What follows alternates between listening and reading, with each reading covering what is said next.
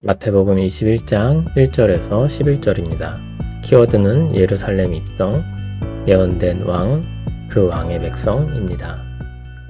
그들이 예루살렘에 가까이 가서 감람산 벳파게에 이르렀을 때 예수께서 두 제자를 보내시며 이르시되 너희는 맞은편 마을로 가라. 그리하면 곧 매인 나귀와 나귀 새끼가 함께 있는 것을 보리니 풀어 내게로 끌고 오라.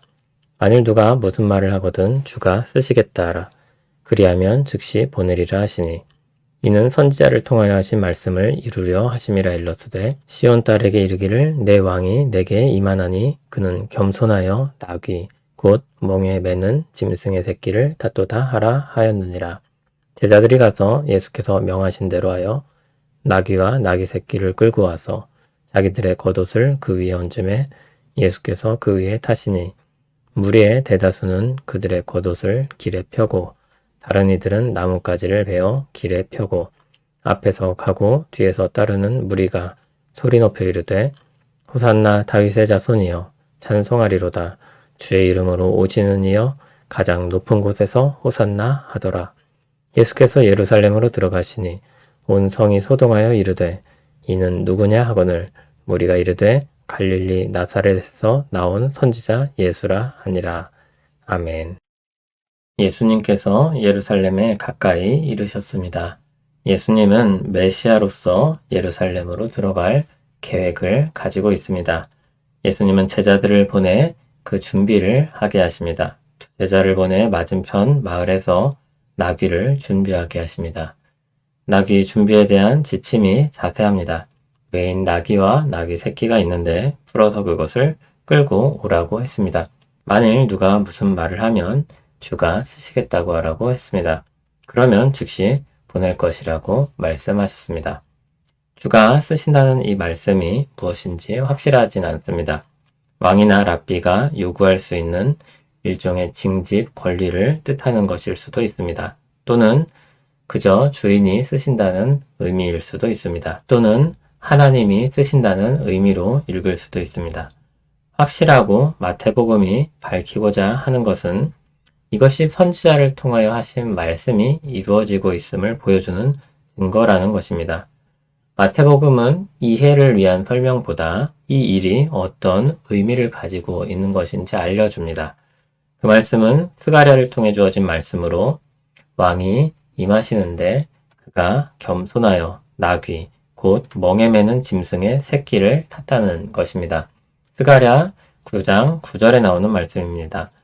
제자들이 예수님의 말씀을 따라 가서 나귀와 나귀 새끼를 끌고 왔습니다. 자기 겉옷을 그 위에 얹었습니다. 예수님이 그 나귀를 타셨습니다. 예수님은 나귀를 타고 예루살렘으로 들어가십니다. 무리의 대다수가 자신의 겉옷을 길에 펴고 다른 이들은 나뭇가지를 베어 길에 펴고 앞에서 가고 뒤에서 따르며 소리 높여 외쳤습니다.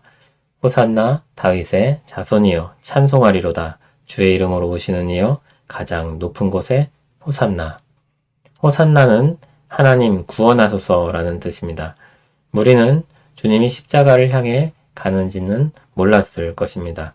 다만 스가랴서 말씀이 이루어지고 있음을 알았습니다. 그리고 그렇게 호산나 외치며 주님을 따랐습니다.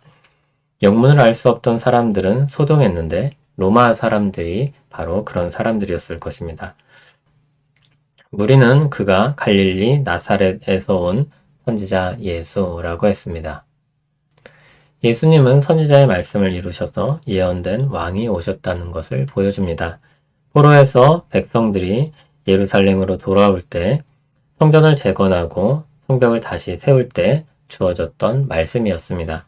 그리고 이제 그 백성을 다스릴 왕이 오십니다. 이 왕은 오늘 말씀이 밝히고 있듯이 겸손한 모습으로 오시는 왕으로서 군마를 타고 전쟁과 무력으로 정복하는 왕과 대조됩니다.